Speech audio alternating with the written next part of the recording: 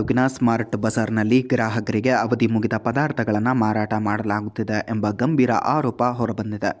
ದಸರಾ ದೀಪಾವಳಿ ಹಬ್ಬದ ಖರೀದಿ ವಾತಾವರಣವನ್ನು ಬಳಸಿಕೊಂಡು ಕಡಿಮೆ ಬೆಲೆ ಹೆಸರಿನಲ್ಲಿ ಜನರಿಗೆ ಅವಧಿ ಮುಗಿದಂತಹ ತಂಪು ಪಾನೀಯ ಹಾಗೂ ಇತರೆ ದಿನಸಿ ಸಾಮಗ್ರಿಗಳನ್ನು ಮಾರಾಟ ಮಾಡುತ್ತಿದ್ದಾರೆ ಎಂದು ತಿಳಿದುಬಂದಿದೆ. ಇದರಿಂದ ಗ್ರಾಹಕರು ನಷ್ಟಕ್ಕೆ ಒಳಗಾಗುವ ಸಾಧ್ಯತೆ ಇದೆ. ಸಂಬಂಧಪಟ್ಟಂತಹ ಅಧಿಕಾರಿಗಳು ತಕ್ಷಣ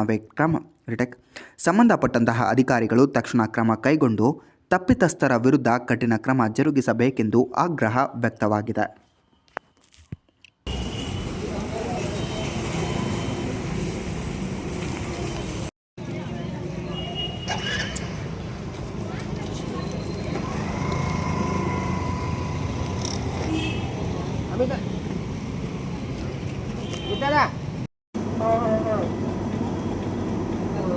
ಇದು 20/9/2025.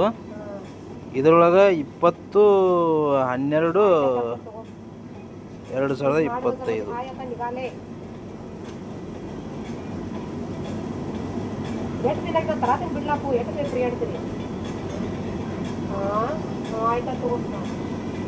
ಹೊಸ ಸ್ಟಾಕ್ ಹಳೆ ಸ್ಟಾಕ್ ಎಲ್ಲ ಇಡ್ತಾರೆ ಮಿಕ್ಸ್ ಮಾಡಿ. ಅದು ಹೊಸ ಸ್ಟಾಕ್ ಆಗಟ್ಟು ಅದು ಹೋಗ್ಬಿಡ್ತದ ತಿಳ್ಕೊಂಡ್ಬಿಡ್ತಾರೋ. ಹಲೋ, ಏನಿಲ್ಲ ಹೇಳ, ಈಗ ಗಂಟು ಮಳೆಗೆ ಒಂದೇ ಮನೆಗೆ. ಮನೆಗೆ